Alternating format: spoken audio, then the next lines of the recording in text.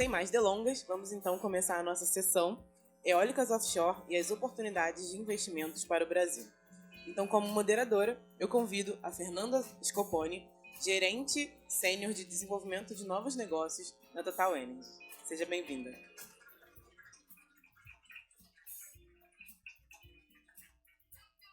E como palestrantes, convido Alexandro Gasparetto, gerente setorial de diversificação de negócios e parcerias da Petrobras. Bem-vindo.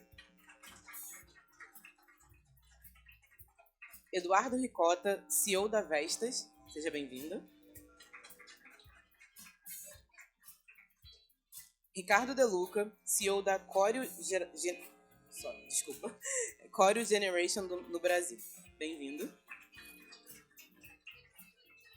E Rogério Zampronha, CEO da Prumo. Obrigada, boa sessão a todos. Responsabilidade, gente. Bom dia a todos e todas, bom dia aos meus colegas, amigos de painel, né? Estamos juntos já há um tempo nessa jornada. Eu vou começar agradecendo o IBP, sem dúvida, o IBP tem sido um ator relevante para a gente na pauta de transição energética, em especial Offshore Wind. A Fernanda Delgado está aqui com a gente, então a gente hoje tem um GT de Offshore Wind, que eu digo que é o GT mais cobiçado, mais populoso lá do IBP. Então é um tema que está na pauta do Instituto e a gente tem conseguido avançar em várias frentes, junto à indústria, junto à sociedade, para a gente conseguir destravar esse setor. Então, começo agradecendo o convite, agradecendo o IBP, em especial a Fernanda e o Carlos, que não está aqui, mas fica registrado os meus agradecimentos. Bom dia mais uma vez a todos. Eu queria começar contextualizando um pouco a fonte eólica offshore, né?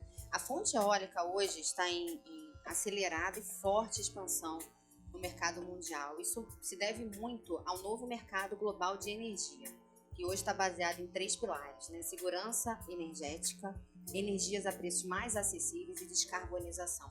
Ontem no painel a Heloísa até falou do quadrilema, né? Não, além disso, hoje a gente também está buscando um crescimento de forma ordenada, de forma que uma fonte não se sobreponha à outra, para a gente até conseguir a diversificação de fontes e conseguir o que a gente almeja, que é a segurança energética. Então, nesse contexto, a fonte de eólica offshore ela desponta, porque ela consegue agregar em todos esses pilares.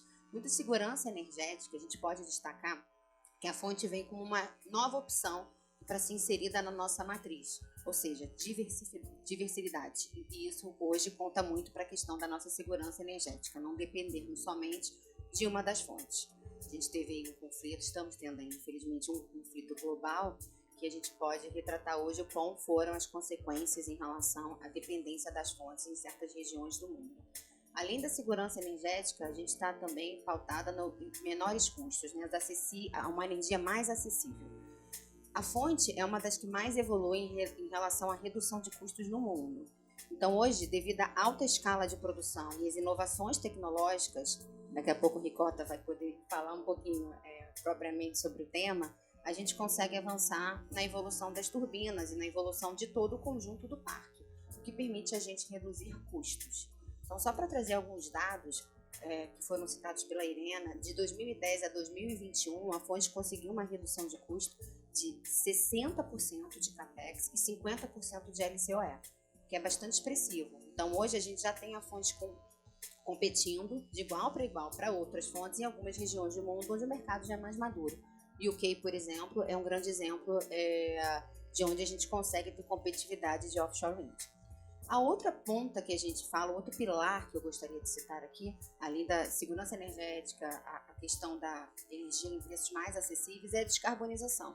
Então, assim, é claro, é meio que óbvio dizer que é uma fonte descarbonizada, né? E por isso ela também tem menos impacto no nosso ecossistema. Então, quando comparada a outras fontes renováveis, a gente vê que os impactos são menores. Então, a gente pode falar de poluição visual, sonora, outros impactos sociais por não estar em terra. Então, hoje a gente também desponta como uma forma de fonte tecnológica que vai causar menos impacto no ecossistema de uma forma geral.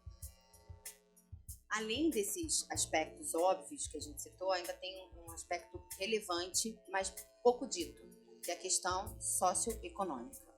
A eólica offshore ela se difere e muito de outras fontes renováveis pelo papel que ela conduz em relação ao seu papel socioeconômico.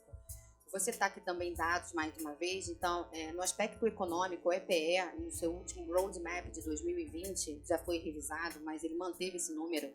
Ele estima que para cada capex, para cada 1 gigawatt de desenvolvimento da fonte no Brasil, vai ser necessário um capex de 4 bilhões de dólares. Então, isso se reflete em investimento, maiores arrecadações e, claro, a gente fomentar uma economia, não só local, mas, de certa forma, regional também em todo o território. Além disso, quando a gente fala para o aspecto social, hoje tem um estudo conduzido pela Dinamarca que demonstra que cada gigawatt desenvolvido plenamente no local, ele pode representar até 14.600 postos de trabalho.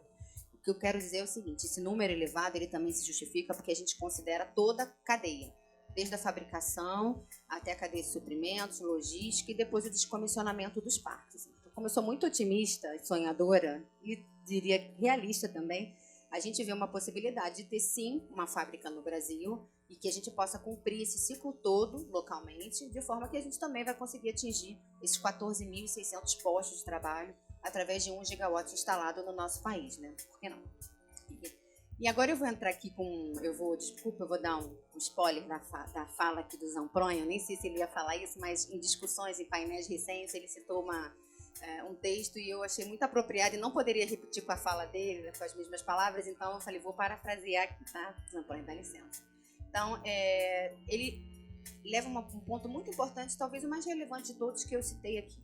Ele, abre aspas, como vista, a wind offshore, sem dúvida nenhuma, ele pode ser visto como mais uma fonte de energia, assim como a solar, PCH, o wind onshore. Porém, é quando se analisa toda a cadeia de valor da transição energética que o potencial do wind offshore realmente se destaca, uma vez que apenas esta fonte de energia é capaz de prover largas quantidades de energia renovável a um custo competitivo para suportar uma indústria eletrointensiva, como a produção de H2, por exemplo, localizadas em um mesmo ponto, on-grid ou off-grid. Aqui eu destaco que hoje a gente já tem uma questão em relação à capacidade de grid, né, para conectar no nosso sistema elétrico, e ela desponta também como uma opção de ser off-grid, autoprodução, até pela sua localização próxima aos portos. Então, eu achei muito pertinente essa colocação do Rogério, ele já colocou em outros painéis também, porque é onde a fonte se destaca de fato, em toda a cadeia de valor. E é isso que a gente quer trazer com o desenvolvimento da fonte aqui para o nosso país.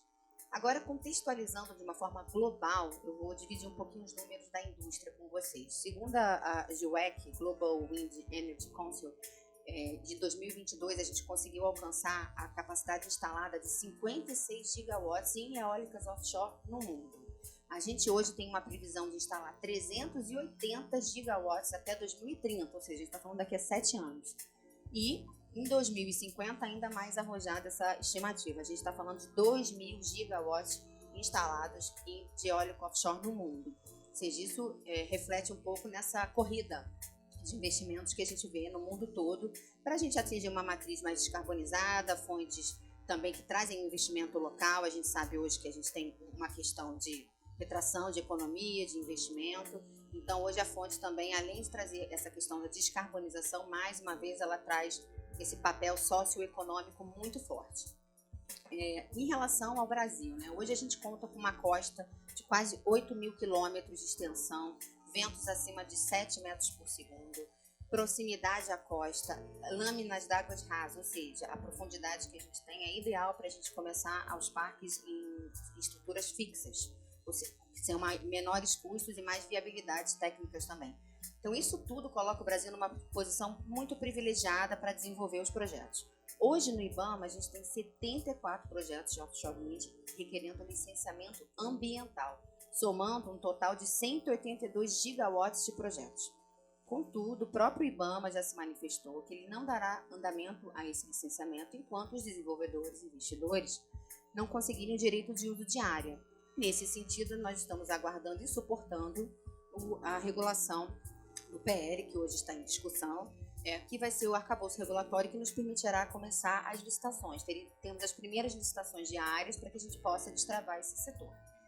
Hoje, o Brasil ele se notabiliza pelas suas condições geográficas favoráveis. Contudo, a gente tem que endereçar diversos desafios, inclusive o arcabouço regulatório hoje é o primeiro, mas não é o único deles, para que a gente possa, de fato, implementar essa fonte. Então, eu vou começar aqui o nosso painel perguntando para um desenvolvedor, parceiro da Total Energies em vários projetos do mundo, deixa eu fazer aqui o jabá também, a Cório, em relação à indústria no Brasil. Então, Ricardo, atualmente a gente vê uma disputa pelo investimento no mundo todo, né? Muitos lugares, inclusive, incentivando e subsidiando a fonte de offshore wind para poder cumprir com seus planos de transição energética. Então, hoje a gente vê os Estados Unidos com IRA, que tem uma meta bem arrojada de atingir 30 gigawatts de capacidade instalada só nos Estados Unidos até 2030. A gente também vê o mesmo movimento na Europa, com o Green Deal. Então, hoje a gente tem países como a Alemanha, por exemplo, eles têm uma capacidade instalada, a meta de capacidade instalada de 40 gigawatts até 2035, também é bem expressivo. O UK tem uma meta de capacidade instalada de 50 gigawatts até também 2035, que também é bastante arrojado, mas todos, de certa forma, com subsídios e incentivos. Paralelamente, tem os mercados que a gente chama de Greenfield Markets. São mercados como o Brasil, que ainda está se estruturando a regulação para que a gente possa, de fato, lançar as licitações. No meio de tanta competitividade, de tanto incentivo, subsídio, mas também sabendo que hoje a gente tem várias características atrativas, não só naturais, mas também de estrutura logística, porto, cadeia de suprimento.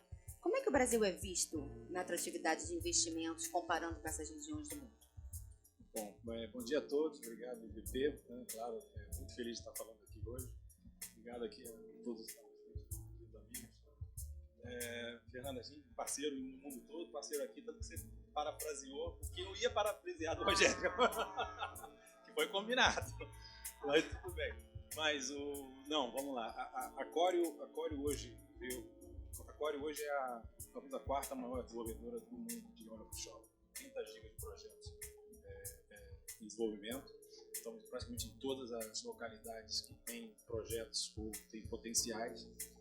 Estamos olhando todo o sul da Europa agora, Portugal, Itália, Grécia, Turquia. Então, onde vai proliferando oportunidades, a gente está atacando. E o Brasil não é diferente, né? A gente sabe do potencial que o Brasil tem, uma larga costa, águas rasas, que facilitam e barateia bastante os projetos, ventos excelentes em diferentes, né, geografias do Brasil. E a gente está apostando tudo, né? A gente já está há 2 anos no Brasil, a gente registrou 5 áreas no IBAMA, né, Nordeste, Sul e Sudeste. Estamos investindo, mesmo sem regulação, estamos gastando dinheiro, contratando estudos, estamos apostando, entrando com pedidos de arrimo agora, sem saber se no futuro essa área vai ser nossa. Então a gente está apostando, a gente quer conhecer, a gente quer ter um relacionamento com as agências, com os stakeholders. A gente tem ido para Brasília juntos, né? Nós aqui todos, a cada 15 dias, né? Falar com o Congresso, educar o governo, né? Da importância dessa indústria no Brasil. A gente está falando hoje, a gente já fez esses números juntos aí, são 70 projetos. Vamos dizer que 25% desses projetos tenham acesso à área, né, para poder começar a estudar essa área. A gente está falando de 4 anos de estudo de área, para ver se vai ter viabilidade para se instalar o projeto. A gente está falando de $100 milhões por gigawatt, só nessa parte de estudo. Então, pegando 186 gigawatts, 25%, a gente está falando de $4 bilhões nos próximos 4 anos, se a gente já tivesse projeto de lei, um marco regulatório aprovado e leilão e acesso às áreas. Então, esse é o dinheiro que o Brasil pode perder, né, se você não acelerar. Então, dentro da Cório, tá, como eu falei, está atuando no mundo inteiro. Hoje está com toda a força para investir no Brasil, para colocar o dinheiro aqui. Mas a qualquer momento pode ser que tenha alguma outra área mais interessante. Tem Índia começando, tem. Então, assim, a nossa angústia aqui como desenvolvedor é justamente acelerar esse marco regulatório. Tem um decreto, né, do governo passado que não está andando e a gente acreditava que pelo menos o decreto poderia acelerar o processo de cessão de área, né, dos critérios para você aplicar para a cessão de área. Então, depois o projeto de lei podia ser aprovado e ele fica em cima de tudo, mas ele podia estar ganhando um ano, na verdade. E isso não está acontecendo. Então, o nosso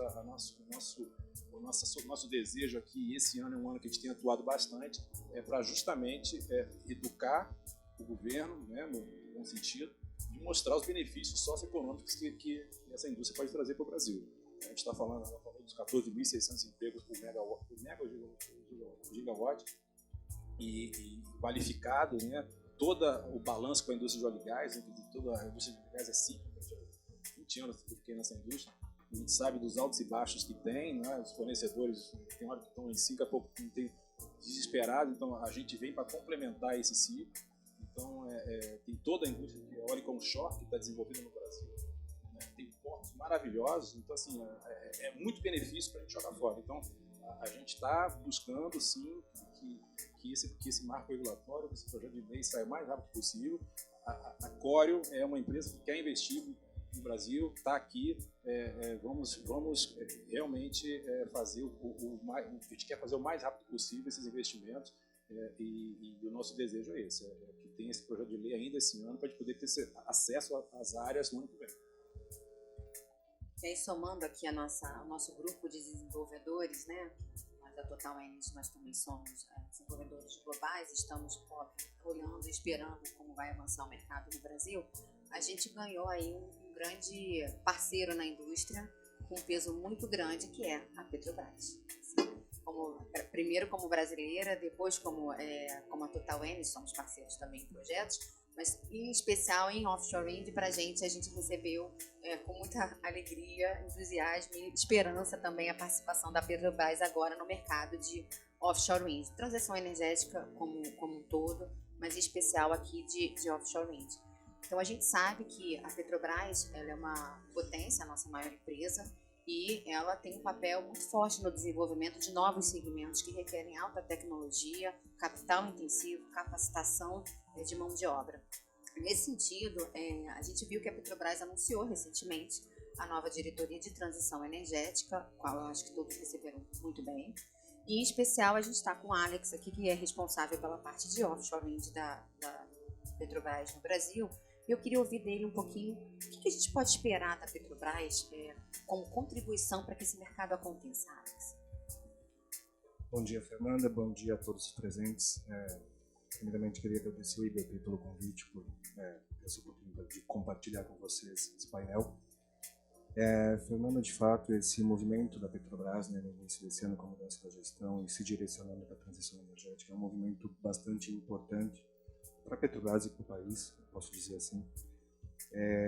Houve recentemente a criação da diretoria, houve recentemente também a divulgação das novas diretrizes para o próximo planejamento estratégico da Petrobras, e nessas diretrizes já ficam claras as intenções da Petrobras de entrar na geração de energia renovável, e aí se inclui a offshore wind nessa estratégia.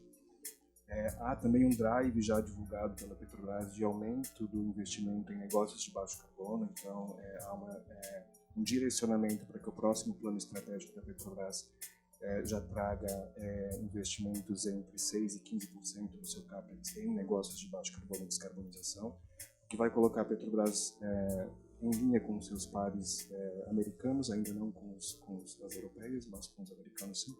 Então, é um movimento bastante importante que a Petrobras já anunciou que vai começar a fazer nesse momento. Então, de fato, a gente vai direcionar os esforços agora da companhia, né, tanto na área de pesquisa e desenvolvimento, né, com o próprio Centros atuando nessa frente, né, intensificar as nossas ações de P&D para auxiliar o desenvolvimento dessa fonte aqui no Brasil, para auxiliar a competitividade dessa fonte aqui no Brasil, esse vai ser o foco, atuando também em formação de mão de obra no país, obviamente, e prospectando oportunidades que façam sentido para o Brasil e para a própria Petrobras enquanto empresa de energia.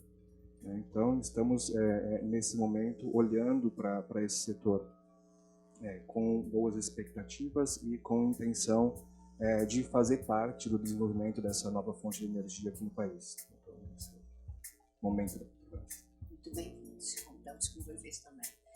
Você mencionou a questão da competitividade, né? A gente sabe que essa competitividade ela pode ser de uma forma mais orgânica, mas ela também pode ser incentivada e subsidiada, né? Como a gente citou ainda há pouco. É claro que cada região do mundo tem o seu próprio drive em relação ao que subsidiar e o porquê, né? A dependência energética ela levou também a essa corrida de subsídios e incentivos no mundo todo, que é uma realidade um pouco diferente do Brasil em relação à urgência dessa transição incentivada, né? Subsidiada. Então, pegando o seu gancho de competitividade, eu queria endereçar a próxima pergunta para o Rogério, no sentido de que hoje o último roadmap da EPE de 2020, tiveram algumas revisões, mas eu estou me baseando ainda nas últimas informações de 2020, ele menciona que um dos desafios que a gente vai ter que superar é a questão do porto, né? A infraestrutura portuária para receber esses projetos, né? São projetos que necessitam de grande área, não só para a fase de construção e instalação, mas depois por todo o OEM da vida útil do parque. E ele menciona que a gente teria que fazer umas adaptações portuárias para que a gente pudesse receber essa nova indústria. Fazendo um paralelo com outras regiões do mundo que hoje estão incentivando os portos a fazerem essa adaptação de forma a trazer competitividade para a fonte num todo, sabendo que o porto é uma parte muito expressiva desse segmento da cadeia, eu queria saber, assim, em especial o Porto do Açu, a gente sabe que tem está se posicionando como um porto que vai atender essa demanda de offshore wind, de hidrogênio. Eu gostaria que você fizesse um paralelo em quanto pronto a gente está como porto e quanto a gente precisa ou não de incentivos para a gente fazer essa adaptação necessária para a gente receber esse novo segmento. Obrigado, Fernando. Bom dia a todos presentes. Obrigado, IBP, pelo convite de participar do painel. Alex, Ricota, Ricardo, prazer estar com vocês, são todos amigos aqui. Esse é um tema bastante relevante que você trouxe. Eu queria fazer duas contextualizações. Primeiro, por que eu estou falando de porto, afinal de contas, eu não sou do Porto do Açu, sou da Puna. E depois falar um pouquinho do que eu observei em várias visitas a portos no mundo e o que encontrei e por que o Brasil está muito bem posicionado nesse setor também.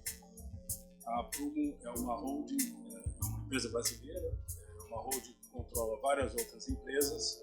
O Porto do Açu é uma das empresas controladas por nós, assim como a GNA, que é o maior complexo de geração de energia térmica a gás natural da América Latina. Temos negócio em petróleo, minério também e combustíveis marítimos. Então é um grupo bastante grande, localizado aqui no Rio de Janeiro, e todas as nossas operações ocorrem ali no Porto do Açu. Dada essa contextualização, tem uma segunda contextualização. Diferentemente de um projeto de eólica em terra, eólica onshore, onde o CAPEX, o investimento, é muito bem distribuído em três caixinhas. Turbina, mais ou menos 75% do investimento, 70 e 80, 75% ballpark number assim, e o resto, 25 a 30%, dividido entre a parte civil, que nós chamamos de BOP civil, Balance of Plant civil, e o BOP elétrico, subestação, linha de transmissão, rede, assim por diante. Então, 75% é custo de turbina instalado e operando.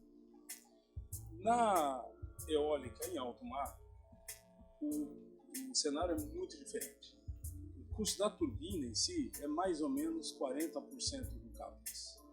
O BOP é mais ou menos 20%. E 40% do CAPEX, tão importante quanto o custo da turbina, é o custo logístico. E o custo logístico é dividido em várias outras caixinhas.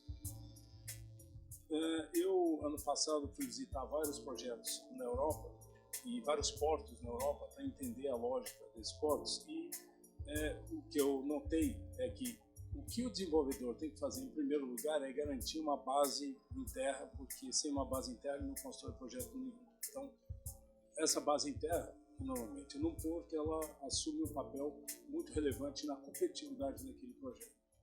Segundo ponto que eu observei, eu fui no Porto de Saint-Nazaire, fui no Porto de Le Havre, ali no nordeste, norte da França, é que nenhum dos portos europeus estava preparado para ser base logística para um projeto de eólica em alto mar, e toda a sua infraestrutura teve que ser adaptada e construída com investimentos que chegam a 200 milhões de dólares.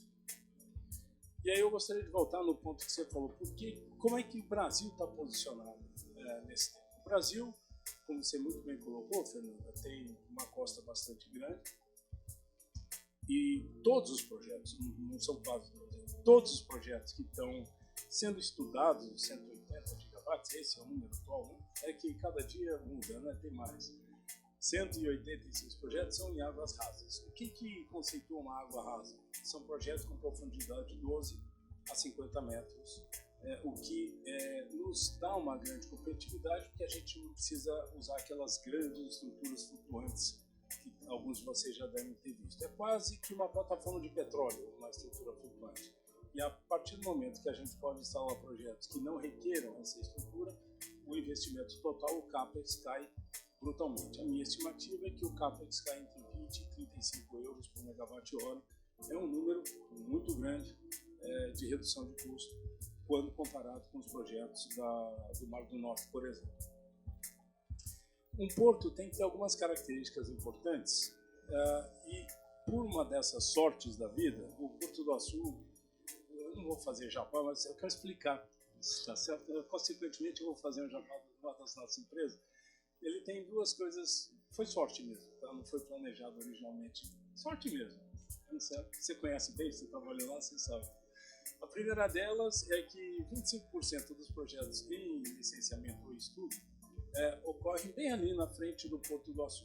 É um dos clusters principais. O Brasil tem 3 clusters principais de eólica, um no Nordeste, um aqui no Norte Fluminense e um ali na próxima Rio Grande do Sul. Um deles, então, que é 25% do volume total de projetos do Brasil, ali bem na frente do Porto do Açu.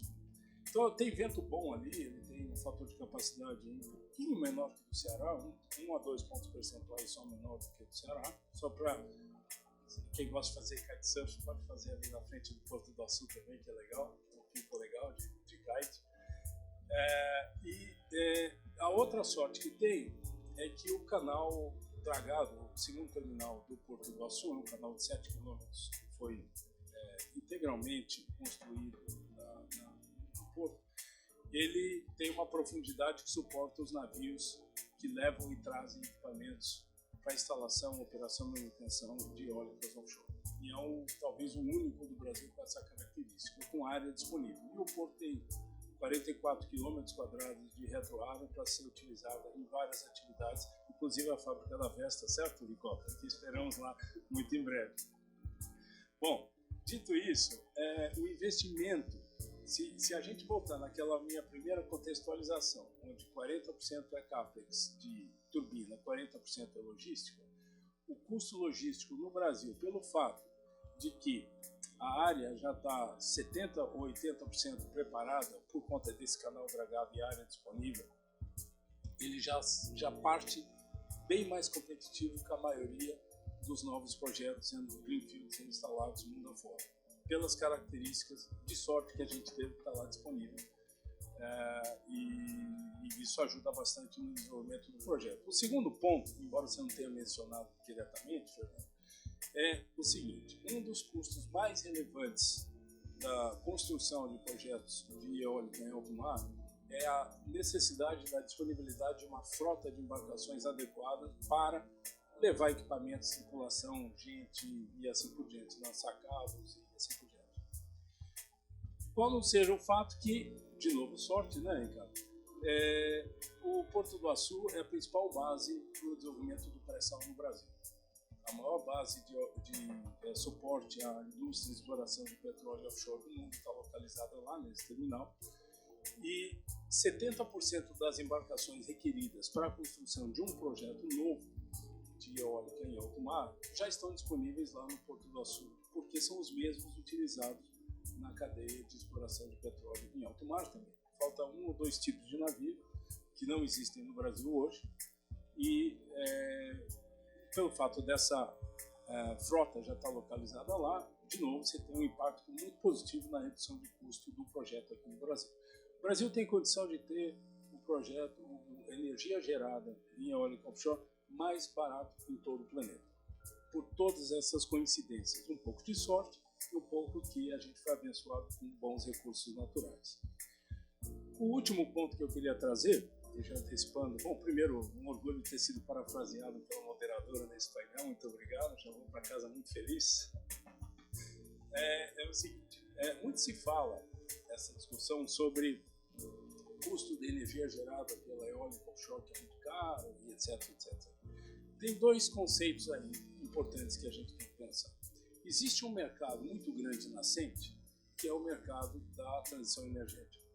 Se todo o hidrogênio do mundo for produzido como está previsto em 2050, só para vocês terem uma ideia, também obviamente esse não vai aproximar, toda a energia elétrica gerada no planeta hoje vai ser consumida só para hidrogênio. Significa que precisaremos de um outro planeta de energia elétrica para ser instalado para suportar os processos de transição energética. Então esse é um mercado de dezenas de bilhões de dólares nascente, e o Brasil tem ferramentas e sorte de estar bem localizado para ser um player importante nesse mercado. Não se pode pensar em eólica offshore apenas, como disse a Fernanda, uma fonte de energia adicional, como solar ou PCH. A gente tem que pensar nisso como um grande mercado que, sem a existência da eólica offshore, ele não vai prosperar no Brasil. Você pode depois perguntar para o Ricota uma coisa importante. Não vai haver turbina eólica para todos os projetos do mundo. Os fabricantes selecionam os mercados que eles dão. Eu posso dizer porque eu trabalhei, fui antecessor do Eduardo Ricota ali na Vestas. Não há turbina eólica para todos os mercados do mundo. Significa que ou o Brasil se posiciona adequadamente como uma política de Estado, participar e ser um player importante em transição energética, ou nós vamos perder o bonde nos próximos 5 anos. Esse é um ponto importante. E o segundo, ninguém faz a conta que eu vou falar para vocês, mas aí eu prometo que eu termino, sobre o custo de energia. O Brasil esse ano vai instalar 7 a 8 gigawatts de geração distribuída. Painel solar e residências. Ano passado foram 9, mais ou menos. Hoje, GD, ou geração solar distribuída, é a maior fonte não hídrica no mercado em capim, ou uma das maiores em capacidade instalada. Ninguém se pergunta quanto efetivamente custa cada megawatt-hora gerado de GD. E eu vou dizer para vocês que vai variar entre 400 e 600 reais de megawatt-hora. Significa que nós estamos pagando $100 ou mais por megawatt-hora gerado em GD. O preço de energia de eólica offshore vai ser abaixo desse número no Brasil. Então, essa discussão, não, é muito caro, a gente já está colocando quantidades vastíssimas de potência adicional no sistema, pagando uma energia mais cara do que eólica offshore. Mas, por alguma razão, essa discussão ainda não está acalorada o suficiente como eu gostaria que tivesse. Obrigado, Fernando. A gente que agradece. Tanta informação, assim, quase que uma aula, né? Sempre bom ouvir o Zampronha falar, que cada vez tem mais números e mais dados, e é sempre bom para a gente também ter mais conteúdo e educar também, nos educarmos e educar também a indústria, a sociedade sobre o tema, que a gente ainda está debatendo pouco, muito menos do que gostaríamos, mas já avançamos bastante em relação a 2 anos atrás. Então, eu vou também pegar 2 informações que você falou em relação à sorte. Tem muita sorte, né? Sorte, eu também tenho sorte, eu fiz o meu moio com o Porto do Sul, gente. Então, assim, confirmo tudo que você falou aí em relação ao porto. Em relação à embarcação, a gente tem dados de estudo que de cada 9 embarcações que hoje são necessárias para o offshore wind, 6 vêm da indústria de óleo e gás. Então, a gente também, mais uma vez, está muito bem posicionado em relação a essa indústria, pela sinergia que a gente traz com a indústria de óleo e gás, né? Então, eu sempre falo que a gente hoje é privilegiado por ter uma indústria onshore estabelecida, e quando eu falo onshore, eu falo um sistema elétrico que hoje é reconhecido no mundo todo. A gente sabe que a gente tem ainda alguns avanços, algumas expansões a serem feitas, mas é um sistema elétrico elogiado, que foi na vanguarda do setor elétrico de uma forma geral mundial. E a gente tem os fabricantes de turbinas, né? Temos aqui, se não o maior, certamente globalmente, um dos maiores e mais importantes fabricantes de turbinas hoje já está no país, né? Já está instalado aqui. E quando a gente pensa no óleo e gás, a gente tem 80% da cadeia necessária para o início do projeto de eólico offshore no Brasil. A gente está falando de portos, a gente está falando dos barcos de instalação, que são os mesmos barcos de instalações hoje que a gente atende a cadeia de óleo e gás. A gente está falando de licenciamento ambiental. A gente tem hoje um termo de referência muito elogiado por vários pares que a gente tem de regiões no mundo, diversas regiões, em relação a como foi estruturado o termo de referência do IBAMA. Então, hoje a gente também tem essa expertise ambiental para que a gente traga mais segurança ao desenvolvimento dos projetos aqui. Então, as condições estão aí. Acho que agora a gente juntos tentar desbravar o que vem pela frente. E entrando nessa questão de cadeia de suprimento, a gente sabe que as turbinas sempre estão no centro ali da discussão, que são os principais ali, a estrela do nosso parque, né? A turbina, né? No final de tudo. E hoje eu queria ouvir um pouquinho do Ricota, para ele contar para a gente a experiência. Hoje a Vestas tem experiência em outros mercados, né? Eu fiz até meu dever de casa. Hoje vocês já têm 2 fábricas offshore no mundo, né? E diversas outras fábricas que atendem o mercado onshore de forma global, e também já tem instalações no próprio Brasil, atendendo hoje a maior parte do mercado nacional.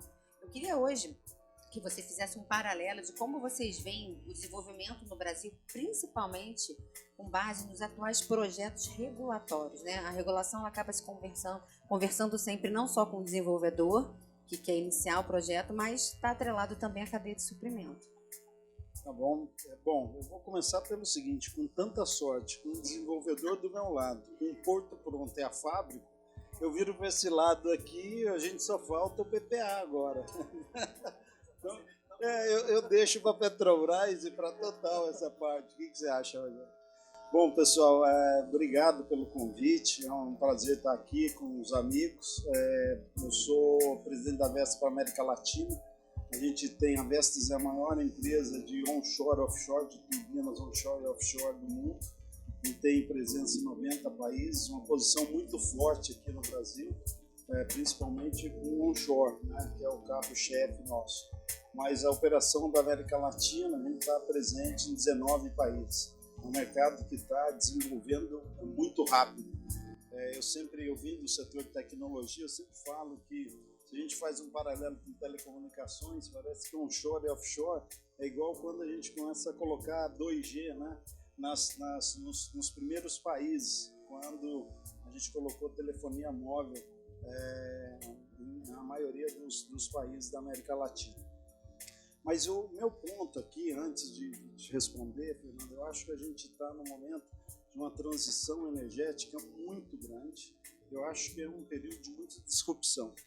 A gente viu isso em outros setores. Você pega a Airbnb, uma das maiores empresas de hotel sem ter nenhum quarto de hotel, então teve disrupção. Spotify, a música online, foi um mercado completamente disruptivo.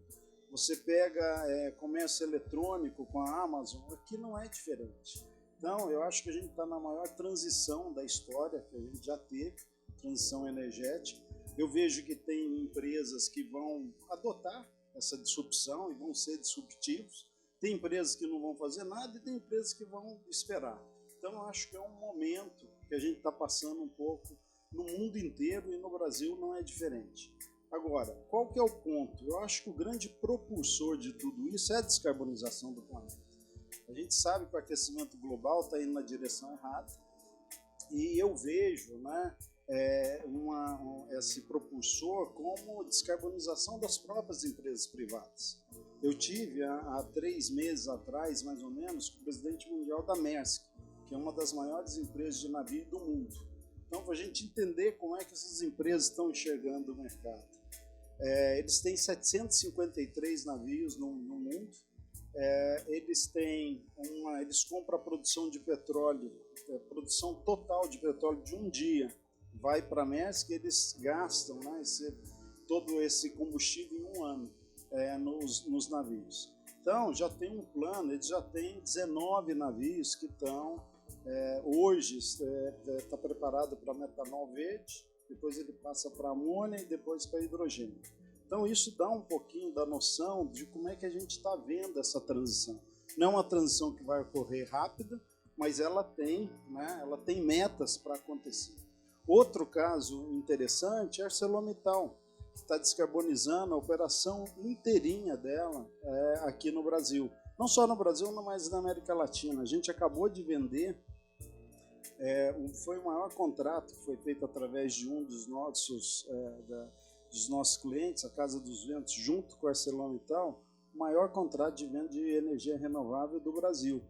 Foi 554 megawatts. Então, por quê? Porque eles querem descarbonizar a operação e, além disso, acesso à energia com custo baixo. Então, isso daí é um pouco do que está passando. E se a gente olha o mundo inteiro, a gente tem um potencial de crescimento, que foi bem mencionado pelo Rogério, enorme. Porque você olha a matriz energética do mundo, 20% é matriz elétrica. A gente tem 80% dessa matriz que são outras fontes, né? Então, eu acho que se a gente pega a eletricidade, que é 20% da total, né, da matriz energética do mundo, só 5% é onshore offshore. Então, a gente tem um espaço para crescimento aí muito grande. É óbvio que no Brasil a gente tem uma situação um pouquinho diferente, porque no Brasil mais de 80% da fonte elétrica, né, da energia, da eletricidade já vem de fontes renováveis, mas a gente tem 50% no Brasil da matriz energética, que é uma matriz não renovável. Então a gente tem aí uma transição grande, porque você tem eletrificação acontecendo cada vez mais rápido, você tem transição de algumas indústrias que saem do carvão e estão indo para a energia renovável, e você tem uma outra transição que é saindo do eletro e indo para a molécula verde. Então, tudo isso acontecendo no mesmo tempo. Esse é o mundo que a gente está vivendo, né? E o Brasil, como todos falaram aqui, ele tem um país incrível para desenvolver a questão do offshore, onshore, mas a gente tem que lembrar que no Brasil, além de todos esses benefícios que a gente tem uma demanda muito forte e a gente tem experiência. Então, é aí que eu vejo que para as empresas de óleo e gás é uma oportunidade, assim, é natural que tenha disrupção através dessas empresas. A gente tem uma oportunidade aí que é muito grande. Aí a gente vê, né, eu acho que o Brasil precisa se posicionar rápido, porque a gente vê outros mercados se posicionando, o IRA, como foi mencionado aqui, AIRA nos Estados Unidos, você tem Green Deal na Europa, então todo mundo tentando subsidiar para ser competitivo. Como eu conversei com o presidente da Maersk, ele me falou, você pega um navio na China, ele abastece lá, ele vem para o Brasil, ele deixa toda a carga aqui, ele volta e vai reabastecer lá. Então essa briga ela é global, ela não é uma competição local. A gente está brigando com outros países. Então é importante a gente ter, né, um arcabouço regulatório forte. A Vestas, a gente já tem 9 gigawatts de offshore instalado. A gente tem por volta de 10 gigawatts de projetos que a gente fala que é PSA, que a gente já tem o Purchase Supply Agreement assinado para ser implementado nos próximos anos. Mas eu acho que o grande propulsor de tudo isso também é a questão do hidrogênio verde, que foi comentado aqui, que é uma fonte, uma matriz de energia muito forte, e eu acho que a offshore ela calha justamente para ajudar nessa aceleração, nesse crescimento de hidrogênio que a gente vai ter pela frente, né? E não só de hidrogênio, mas hidrogênio verde, você tem amônia verde e outros derivados. E um ponto que a gente comenta do custo, que a gente falou várias vezes aqui, se a gente olha para o passado, caiu 60%, Fernando, como você descreveu, mas se a gente olha de 2010 a 2030, a projeção é que esse custo caia a 80%. Então, é óbvio que isso aconteceu no onshore também. Onshore, alguns anos atrás, era inviável ter 1 megawatt-hour de onshore. Hoje é uma das fontes mais competitivas do mundo. Então, esse é o processo que está acontecendo com o offshore. Não vai ser diferente, não é diferente de outras tecnologias. A gente pega, por exemplo, quando você vai lançar novas tecnologias também, você tem um preço mais alto, à medida que você vai aumentando a demanda, vai reduzindo o custo. Eu não tenho dúvida que onshore vai ser super competitivo com outras fontes. Agora, é importante a gente ter um arcabouço regulatório forte aqui no Brasil para atrair investimentos. A gente tem que ter um volume estável, né? Nessa indústria é importante que a gente tenha volumes. Não adianta eu ter 5 GB em um ano de parques eólicos e no segundo ano eu não tenho nada. Então a gente tem que ter estabilidade para montar uma boa cadeia de suprimentos. Isso aconteceu muito no começo do onshore, né? Quando a gente fez os primeiros projetos aqui, e é muito difícil você manter uma cadeia de suprimento com uma oscilação tão grande. Então é importante que quando a gente faça o planejamento, ele seja um planejamento constante ao longo dos anos. Por quê? Porque aí tem um ponto mais importante, que é a questão da tecnologia. A tecnologia a gente tem que aproveitar, né, e otimizar a tecnologia. Essa indústria foi uma indústria que a gente começou sempre teve no mercado, quanto maior a turbina, melhor. Isso não é verdade, principalmente para offshore, que você tem que ter produto de alta qualidade, com pouca manutenção. Então, o que a gente precisa hoje, a visão da Vestas, é que a gente precisa ter uma maturidade maior em cada produto que a gente lança. Então, a gente vai ver produtos que vão ser lançados e vão permanecer por um tempo maior. Por quê? Porque aí eu consigo otimizar esses produtos, consigo otimizar a fundação, torre, curva de potência numa turbina, e isso é muito importante, porque é uma otimização de custo. E consigo otimizar também a cadeia de fornecimento, porque cada vez que a gente tem a mesma cadeia, você vai melhorando ao longo do tempo. Então a gente tem que capturar isso. Então a ideia da Vestas é sempre manter, né, essa cadeia de suprimentos estável por alguns anos. Acho que é isso, Fernanda. Obrigada, Ricota. Você, nas suas explicações, praticamente inseriu o tema da próxima pergunta que eu vou fazer ao Ricardo, que está muito em linha do que você explicou aqui para a gente agora em relação à inserção das novas fontes na nossa matriz, né? Eu ia citar um pouquinho como originou essa inserção da fonte eólica onshore na nossa matriz após o apagão que a gente teve em 2001. A gente teve uma necessidade de ter uma segurança energética e buscar novas fontes para a gente começar a ter uma diversidade em relação ao suprimento. E nesse contexto, a gente, naquela oportunidade, a gente optou por desenvolver a eólica onshore. E naquele momento, os mesmos argumentos hoje que a gente tem em relação à fonte ser mais cara, ainda ter muita expansão de fonte hídrica para ser feita no país, eles foram também, naquele momento, alegados. Posteriormente, foi o mesmo discurso com solar. Então, quando o solar entrou, já tinham mais fontes implementadas na matriz e o discurso também era nessa linha. Nós ainda temos muita terra, os ventos são bons, a gente ainda tem como fazer outras hidrelétricas. E agora, de certa forma, a gente vê um pouquinho a história se repetindo com uma nova fonte, que é a fonte de eólica offshore. Então, eu queria ouvir de você como é que a gente pode fazer aí um paralelo da implementação dessa fonte com essas outras fontes que hoje já estão implementadas, convivem no nosso sistema e trazem a segurança energética que a gente tanto hoje almeja e discute também. Fernanda, eu acho que o Rogério e o Ricota viveram isso lá em 2008, 2009, quando em 2008, 2009 entrou o leilão de reserva de eólica e biomassa, né? E Proinho foi em 2013 solar. Quer dizer, a gente defende uma política pública offshore.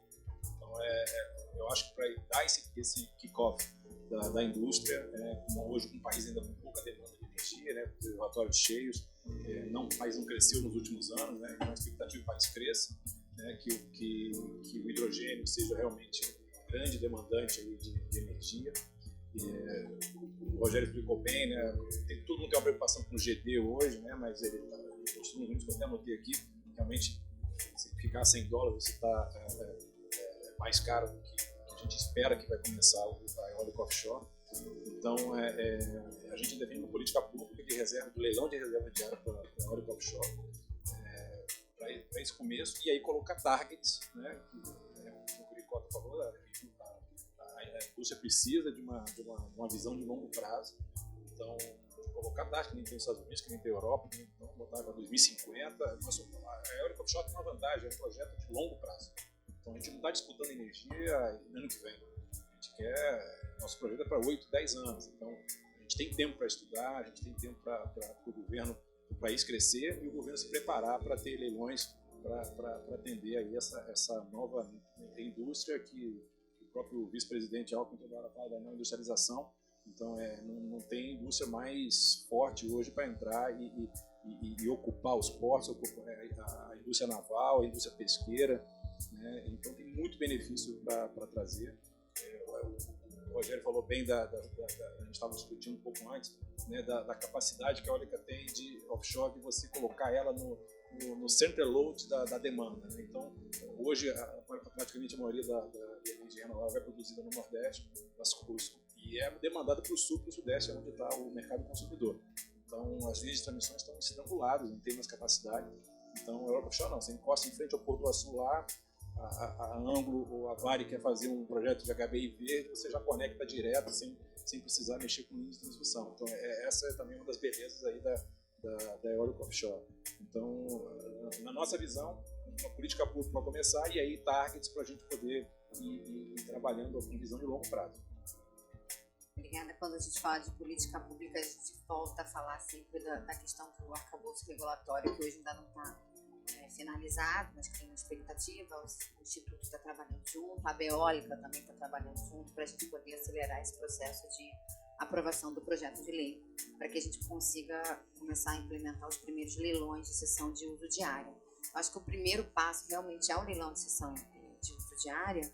O segundo passo é concordar com o seu posicionamento em relação a gente ter uma previsibilidade, a gente ter de escala, não só para que venham fornecedores locais, como a Vestas, mas também para que os desenvolvedores eles tenham uma capacidade de reduzir seu custo através do ganho de escala. Então, a gente também é a favor desse leilão de energia de reserva para fonte no futuro. E falando em arcabouço regulatório, vou voltar agora para o Alex, né? Esse tema sempre é muito pujante. A gente hoje tem 190 gigawatts em torno de 190 gigawatts de capacidade instalada no Brasil. E a gente tem quase esse mesmo número já otorgado para entrar no sistema até 2027, porque eles têm um compromisso para poder ainda ter o antigo benefício da TUSH. E levando esses números em consideração, a gente sabe que a eólica offshore, como falou o Ricardo agora, é um projeto de longo prazo. A gente estima 10 anos, 8 anos, desde a fase de licitação até a fase de operação. Mas já considerando hoje todo esse gargalo que a gente tem de demanda, acho que a gente precisa falar de demanda e também precisa começar a falar de rota de mercado, que a gente insere também o hidrogênio e outra indústria verde aí que pode surgir dos eletrointensivos. Mas eu queria falar como vocês estão vendo, na verdade, essa demanda futura para a eólica offshore, já considerando que hoje a gente tem um gargalo de demanda para os projetos que estão ainda para entrar em operação. Fernanda, de fato, hoje, se você olhar para o mercado está sobreofertado de energia, né? A gente não pode esquecer que há 2 anos atrás a gente estava contratando térmica emergencial. Então, a gente não pode ficar aí à mercê do regime de chuvas e o planejamento de longo prazo do país não pode depender disso. Eu acho que, assim como já foi falado aqui, né, o Brasil tem uma grande oportunidade nesse movimento de transição energética de fazer uma reindustrialização verde. Então, não só olhando com uma expectativa de potencial crescimento do mercado brasileiro daqui a 2030, né, mas utilizar essa vantagem comparativa do Brasil de geração de energia renovável a custo competitivo para atrair indústrias para o país, indústrias eletrointensivas, e isso transformaria a demanda do país para absorver e necessitaria então dessa fonte eólica offshore. E tem, claro, a expectativa aí de toda a indústria do hidrogênio no futuro, e certamente a gente está olhando para isso também. E é um mercado onde o Brasil pode se posicionar muito competitivo, né? Hoje já se fala que o Brasil é um dos lugares mais competitivos no mundo para se produzir hidrogênio verde. Essa competição no mercado de hidrogênio certamente vai demandar uma eólica offshore aí desenvolvida e competitiva. Então, acho que esse é o panorama um pouco de tudo que já foi dito aqui também pelos meus colegas, mas eu acho que a gente tem que olhar essa nova fonte de energia nesse contexto da transição energética e das oportunidades que vão se abrir com essa transição que o mundo está fazendo. Então, acho que mais ou menos é por aí. Obrigada, Alex. Concordo. A gente hoje vê um movimento de neoindustrialização, industrialização verde. A gente está vendo cada vez mais um mercado de carbono de forma global se estruturando, um mercado de carbono também nacional se estruturando. Isso tudo vai ter um valor a mais, né? Na energia que a gente produz, no produto que a gente oferece. Então a gente também acha que a eólica offshore, nesse sentido, ela vem a complementar, para que a gente possa ter e suportar essa indústria eletrointensiva que a gente está planejando desenvolver para o país. Então, agora eu vou direcionar a minha pergunta para o Zampronha em relação ao Porto do Açu. Hoje, tem firmado diversos MOUs, como a gente falou aqui, inclusive com a Total Energy, mas também com a EDF, com a Neoenergia, com os maiores players do mercado, na verdade, o que demonstra o interesse dos players em relação... Você também? Até tu, divulgou mal, hein? Mas em relação ao interesse dos desenvolvedores no segmento, em especial no Porto do Açu também, eu queria saber de você como o Porto está se preparando para atender esse mercado. Obrigado, é uma pergunta bem adequada. Nós temos estruturas para as diversas etapas da cadeia de valor do desenvolvimento. Licenciamento, por exemplo, é um tema super relevante. Licenciamento em qualquer lugar do mundo é complexo, no Brasil um pouco mais. E a gente tem uma equipe especializada em licenciamento.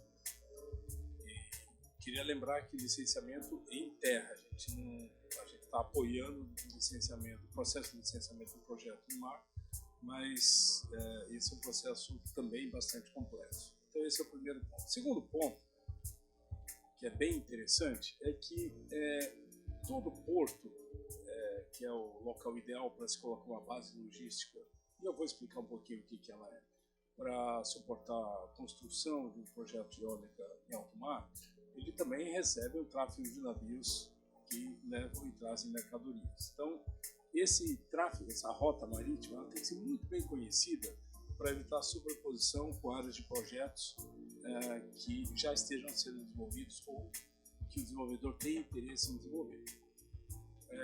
O Porto do Açu é o único porto privado do mercado brasileiro. Não existe outro porto. Existem alguns terminais privados, mas porto privado, o único no Brasil, se chama Porto do Açu.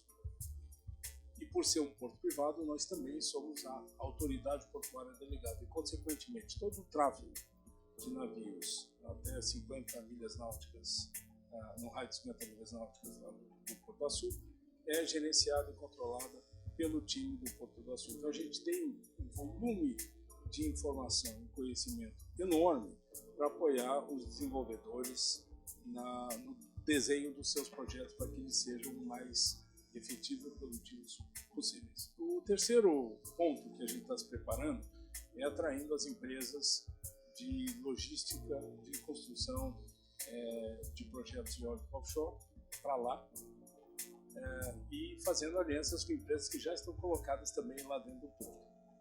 O quarto nós separamos um cluster, a gente dividiu o porto em várias atividades e um deles é voltado para a instalação das bases logísticas e outra área voltada para a instalação das indústrias da cadeia de valor. A gente acredita que a competitividade do projeto também vai ser maior se a gente tiver um fabricante instalado lá. A Vestas, por exemplo, que é o maior e melhor fabricante no mercado global, eu falo isso com conhecimento de causa e com muito orgulho, muito orgulho.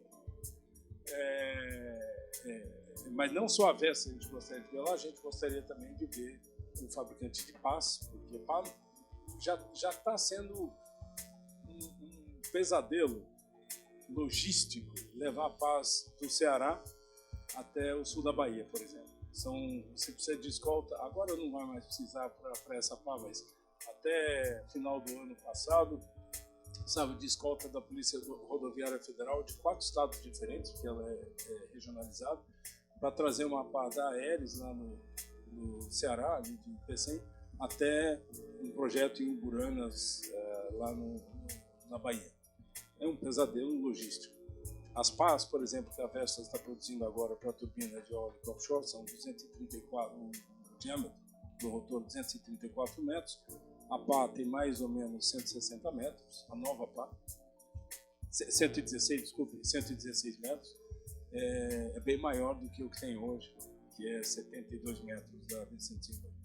Então, assim, não dá para vir por terra, tem que vir por mar e, obviamente, de novo, sorte, eu sou conselheiro da Elis, que é o maior fabricante da América Latina de pás eólicas, e ela já manifestou oficialmente o desejo de montar uma fábrica ali no Porto do Açu. Então, a gente está se preparando, Fernanda, para dar aos desenvolvedores o menor e mais eficiente, o menor custo e o processo mais eficiente de construção, operação e manutenção de seus projetos. Pelo fato que eu já expliquei na minha primeira fala, da posição estratégica do canal dragado, pelo fato da clusterização do porto nas atividades fim para esse processo, pelo fato da atração da cadeia de valor para aquele local, pelo fato da gente conhecer profundamente o tráfego marítimo ali na frente, as correntes, que é muito importante, corrente, vento, a batimetria, para os projetos de eólica. A gente tem o maior conhecimento do Brasil acumulado ali dentro, de migração, exatamente, isso é muito relevante, migração de pássaros e tudo mais. Então, a gente montou um time voltado para estruturar esses projetos. Esse time está sendo bastante diligente, a gente, de fato, fez acordos com várias empresas, a Total uma das principais, obviamente, também a Core, mas tem outras várias também, mas o objetivo disso é que a gente realmente saia na frente. Assim, quando eu visitei esses projetos ali em vários portos europeus, existe uma preocupação brutal na localização. É como, assim, se você colocou o pé ali no porto adequado, você domina aquele território, que nem fábrica de cimento, né? Colocou fábrica de cimento, no raio de 100 km você vai vender 99% do cimento. Ali é a mesma coisa. A gente se preparou para isso, a gente acredita nesse desenvolvimento. E para terminar minha lógica, existe um ponto adicional da nossa estratégia que beneficia os desenvolvedores também, que é o consumo local dessa energia. Porque, na nossa lógica, o mercado global de amônia verde ou de metanol verde, ele vai ser disputado por dezenas de países. A gente vê projetos similares no norte da África, por exemplo, Egito, na Arábia Saudita, no Oriente Médio, ou no Marrocos, muito mais próximos ao centro de demanda desses produtos que a Europa Ocidental. Então, a gente tem uma falta de competitividade quando comparado com eles, logística.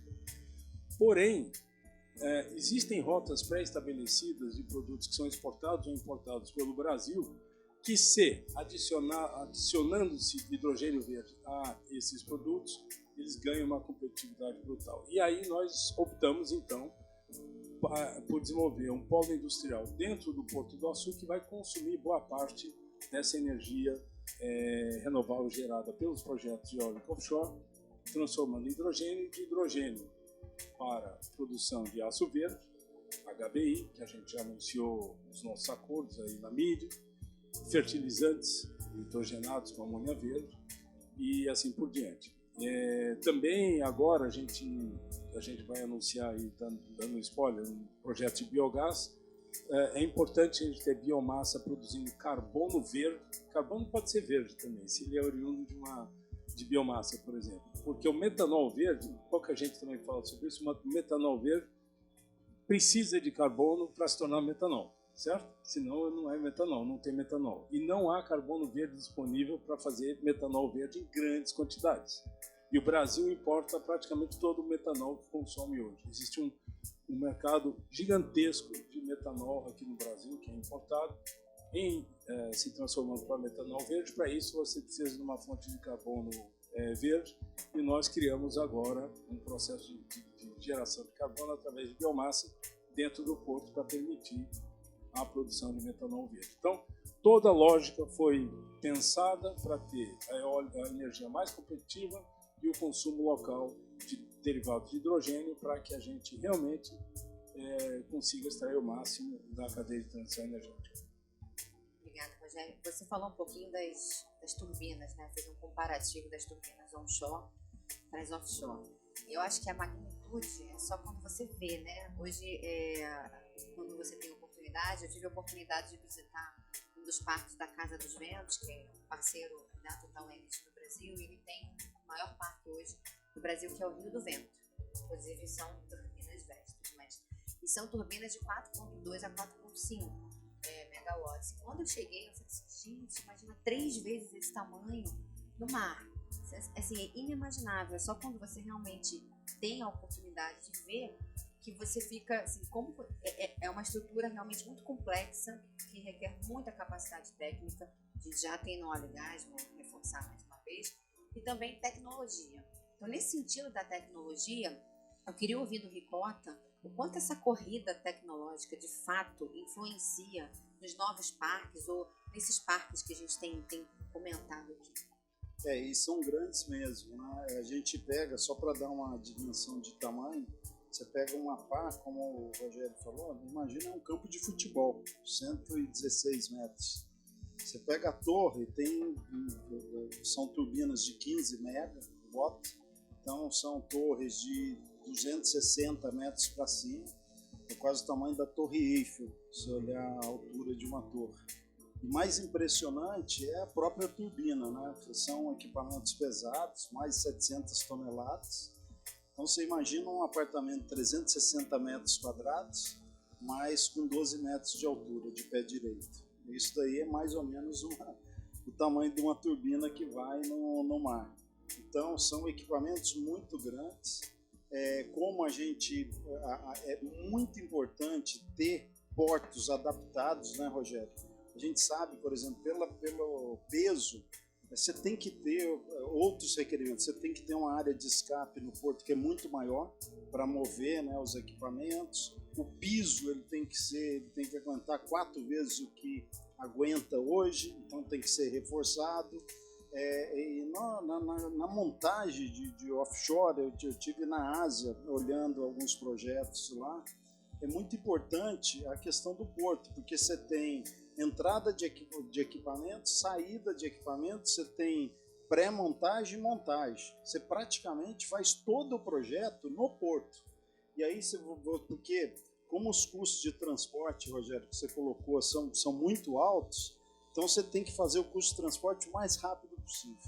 E hoje é impressionante, né? Mas eu vi com meus próprios olhos que a gente tem colocado, por exemplo, dependendo obviamente de toda a questão de solo e etc., a gente tem feito projetos que têm levado um dia para colocar a torre e 24 horas para montar a turbina. Então é por isso que é importante a questão tecnológica. Ela tem um ponto que é o seguinte: ter uma tecnologia confiável. Eu acho que essa que é a chave da questão tecnológica. Por isso que eu mencionei muito a questão de ter maturidade na tecnologia, né? Porque aí você começa a aperfeiçoar e começa a melhorar a cadeia de suprimentos também. Então a gente lançou a turbina de 15 MW, ela vai ficar por um bom tempo.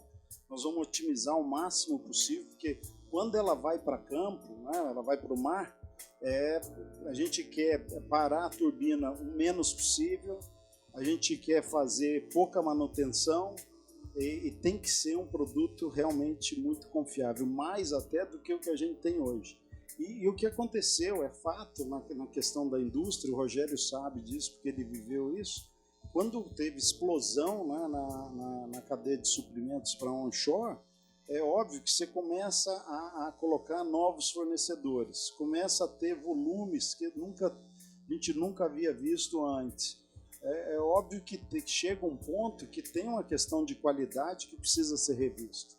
Então esse é um ponto importante, porque para a gente escalar de forma viável, ter projetos on time, né, on cost, que são projetos grandes, com grandes recursos, a gente precisa ter uma tecnologia muito madura. Muito bom, a gente está se caminhando aqui para os minutos finais do nosso painel. Eu queria citar 2 frases que eu sempre ouço muito de 2 amigos. Um é o André Leite, da Equinor, que também é muito atuante, está muito envolvido nessa pauta, não está aqui com a gente hoje. Mas o André sempre fala que o offshore wind é um mercado que a gente já saiu da discussão se vai acontecer. É uma questão de quando vai acontecer. Ele sempre usa essa frase e eu concordo e sou fã dele, da frase. E aí também me leva a uma frase da Joísa Dutra, né? Que ela fala o seguinte: o timing de investimento numa nova fonte, ele afeta diretamente o quanto a gente vai ter de retorno na cadeia de valor. Então, a gente investir no momento certo, no momento hoje, que a gente considera o momento certo devido à disputa de investimento no mundo, vai nos assegurar ter um maior retorno na nossa cadeia de valor como um todo.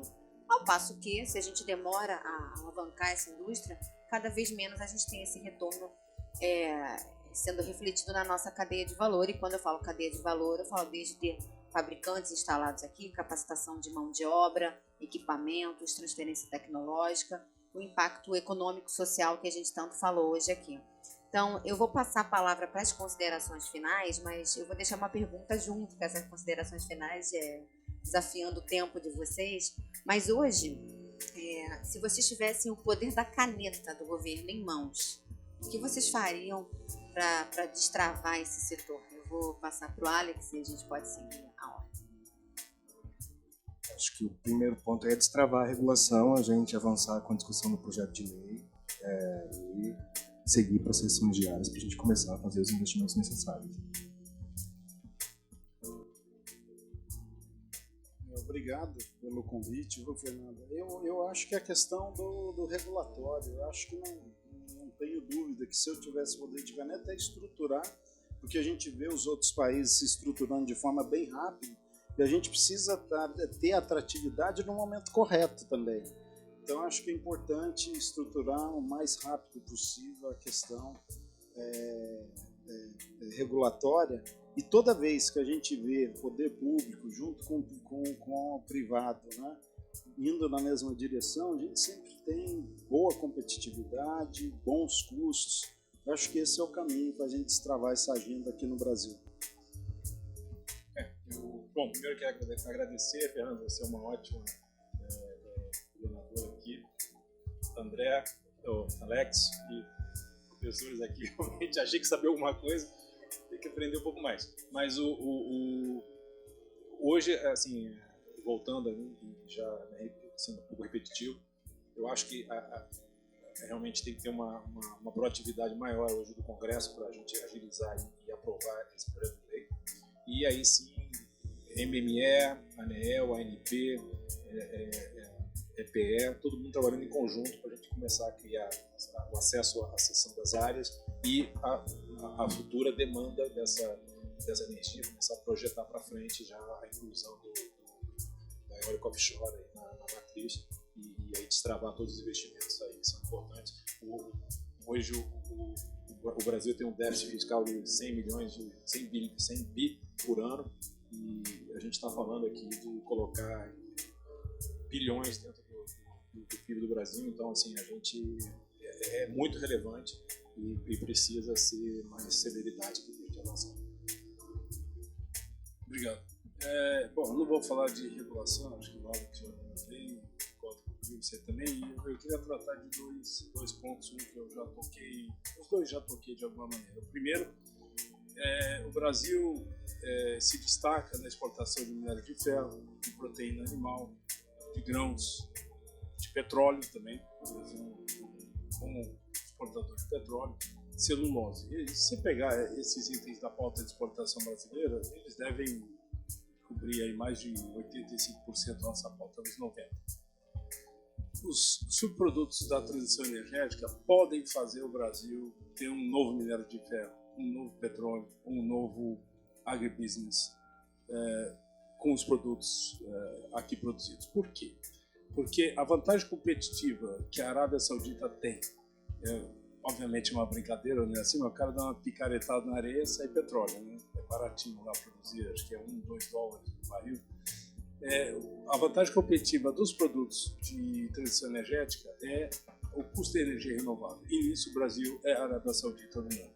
Isso tem que ficar bem claro para todo mundo. A vantagem competitiva do Brasil aí vem pelo fato de que a nossa energia renovável, por conta principalmente do vento, mais do que o sol, existem outros países com sol mais competitivo que o Brasil, o Chile é um deles, por exemplo, por incrível que pareça, mas o vento, o Brasil é o número 1 e nós somos a Arábia Saudita da transição energética. Deveríamos ser vistos assim. E, consequentemente, esse meu primeiro ponto é relacionado ao que o Brasil quer ser como nação nesse mercado nascente.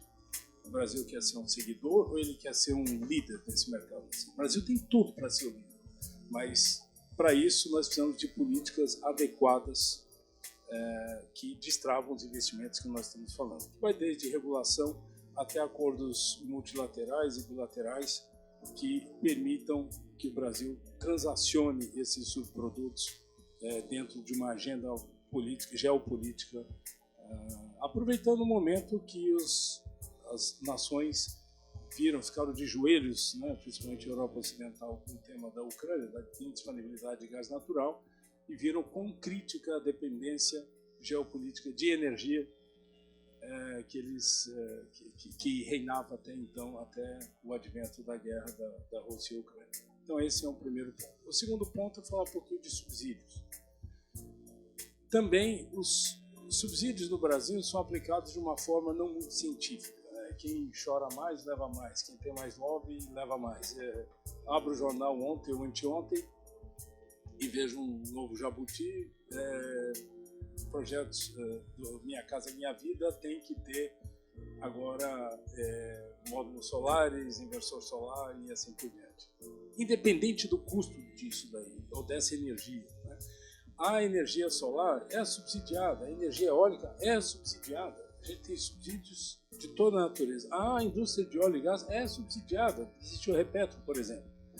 Então, o subsídio tem que ser visto como uma ferramenta de desenvolvimento de uma indústria nascente. Ele deveria ter começo, meio e fim.